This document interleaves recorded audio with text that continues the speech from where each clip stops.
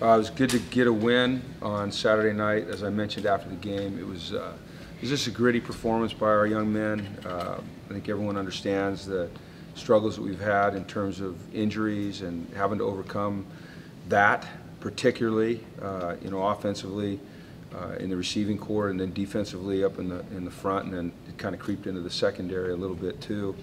And so I was very impressed just with. I wasn't surprised, but I was impressed with the character they showed, the energy they showed, the passion that they showed, particularly when we went down 14-0.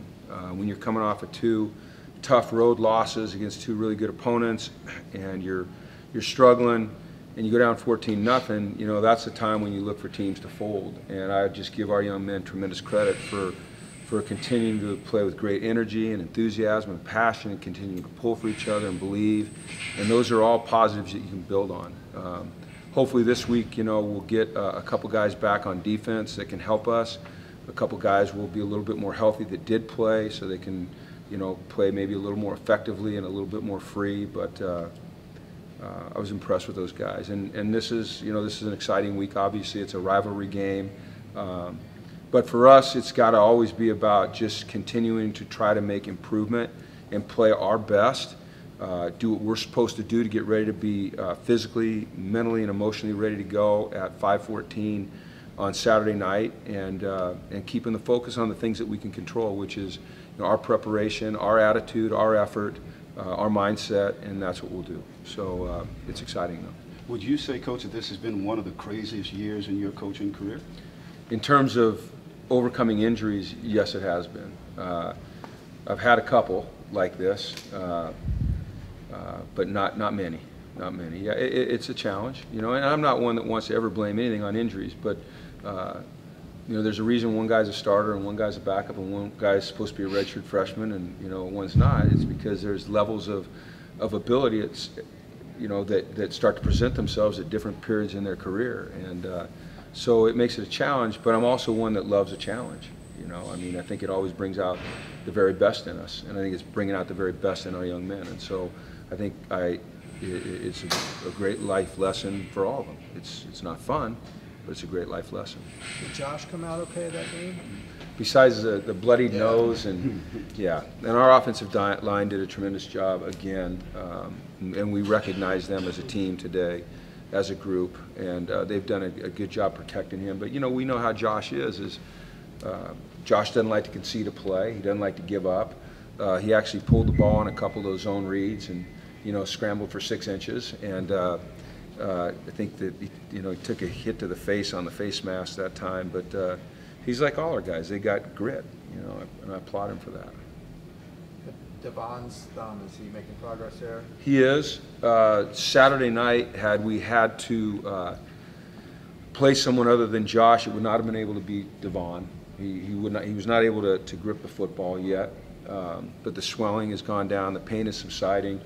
But we would have put him in an emergency role to hand off, so we didn't have to burn Austin's red shirt. So, I know this, that he wants to play so bad. He wants to be ready. He wants to be there for his team, and he's doing everything possible to get it, to where he can grip the football and rip it. And he's living downstairs in the training room. When he's not at class or he's not an academic appointment, he's down there with our athletic training staff trying to get better. It looked like it was the most balanced offense you might have had. Felt like it. Good balance of run and pass. Felt like it, yeah. It felt like we were equally effective as the game went on. We had to overcome some drops and some misreads by the quarterback and the typical things that happen in a game. But I think we found a good balance as we moved through the game. Coach, you just got through talking about drops and missed assignments. In a game like this one coming up, is it fundamentals that sometimes can decide who wins and who loses? I think it's a lot of things. I think it's fundamentals, absolutely. It's not getting out of your head, when the emotions start to ramp up, because it is a rivalry. It's still playing with great emotion, but not becoming an emotional wreck where you can't recover from a good play or from a bad play and lose your fundamentals. So I think it's being able to just stay in the moment. There's a lot of things, it's tackling well, it's blocking you're supposed to block, it's having the the calm to catch a ball and not make a penalty because you're trying to do too much. It's all of those things. It's just playing good, sound, fundamental football and playing with tremendous effort and energy. Coach, what have you seen from your rushing defense, let's say, over the last month, and how they've improved? Some of the things that you were citing in tackling and gap assignment. I don't like to stand up here and ever make excuses. I feel like I've made too many excuses with injuries already, but it's a fact. Here's what I see. I see a defensive line that at this point is starting to get it. Things happen so fast during a game, and because they're so young, and when we lost Matt, we got very, very young. 3 of our guys that were playing a lot for us last year, I think, are all making an impact, if not starting in the NFL, with Ely and Eddie and Tack. And we've only got one real veteran in there, and that's Jacob. And so when things start to happen fast, they get out of a gap and they get a run, then they try to overcompensate, and their mind starts to race. And I've seen things start to slow down. I see it in practice on a consistent basis, starting to see it in games on a more consistent basis. That's the front 4. And then with the linebackers, Kenny Young is very solid in there, and he's played very well for us, and under some extreme circumstance, which means a lot of youngsters in front of him, and Chris Barnes and Keyshawn on either side who have not played hardly at all. Keyshawn was a defensive lineman, so you'll see Kenny a lot of the game trying to direct them and help them get lined up. I think in Keyshawn and Chris Barnes, you've got 2 young, talented guys. I think they're really going to be good players. But again, they haven't played much, And Saturday night, our plan was to play a lot of base defense against Arizona State when they got into their 3-wide package. That was our plan. And things started to move really fast, and the misdirection and the motion. And, for a young guy like Keyshawn, who's playing defensive end 4 weeks ago, now all of a sudden he's behind the ball out of necessity, it became a little overwhelming. So we had to move into our nickel world, put him at down lineman, and play that way, and that got Pickett in the box where he's better. So we're making improvement. It doesn't always show up on Saturday night, on a consistent basis, but I see it.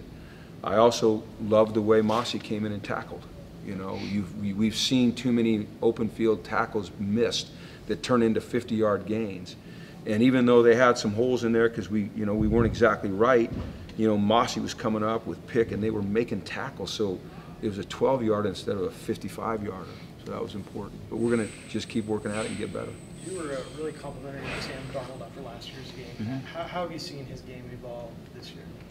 Well, look, probably won't come across well with some UCLA fans because I guess you're not supposed to, pull for your opponent, and I don't pull for him other than I respect and appreciate the player that he is and the young man that he is. I think he's a tremendous young man. First of all, I've gotten to know him a little bit, and I have, my daughter's over there, so there's connections, and she knows him, and says nothing but great things about him. And then I watch him as a competitor, and I have tremendous respect for him as a competitor. He's like our guy. I mean, they're gritty, they're tough, they're not afraid to shoulder the load, and those are the guys you love to compete against. I mean, it's a challenge, and maybe I shouldn't say you love it. It's tough, but if you're really a competitor, if you really love those moments when you're tested, then you want to play against the Sam Darnolds because he's going to bring out the best in you. That's just the kind of kid he is. You mentioned getting guys back on defense. Is that assuming that Jalen and Jaleel? Jalen and Jaleel, hopefully will both be back. With Jalen, it was a concussion. With Jaleel, it was a neck. And we're not going to put them out there unless they are 100% and feel comfortable playing. With Chris Barnes, I'll commend this kid. On Thursday last week, he was not going to play in the game.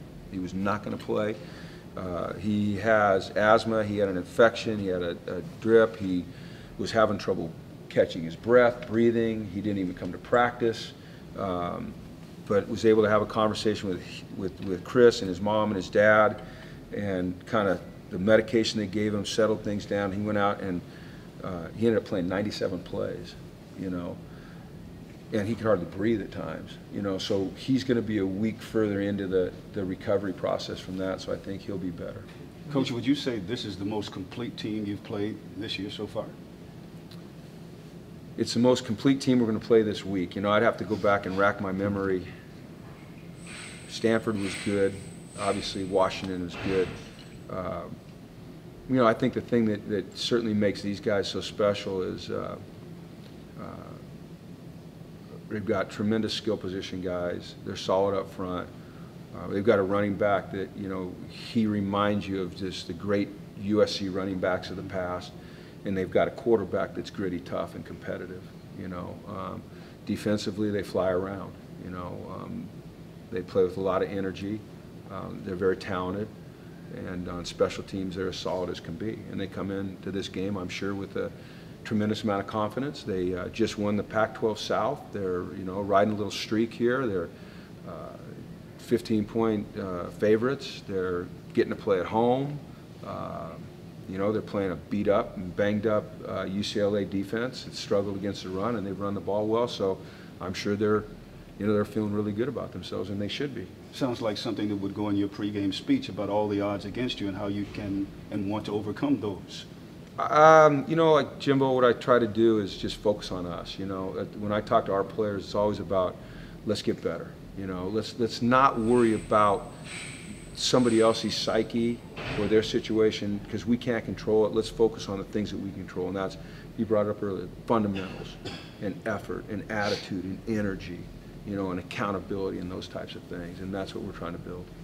Anything specifically you do USC week, motivation-wise? I mean, I know it's self-motivating, but is there anything else? Every week's different. You know, you have to get the vibe of your team, really, and you build, every week you build a theme, you know, going into a game. That's what you do.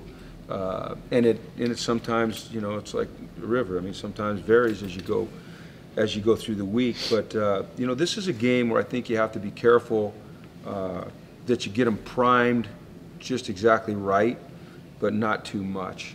Because if emotions start to spill over, you know, we've seen what can happen. You know, we saw a couple of years ago Caleb take a punch on the first play of the game, you know. We understand what the environment's going to be like over there. And so what's really important is that we go in with a tremendously calm, focused, intense mindset. And that's what we'll work on. And that's what we can control.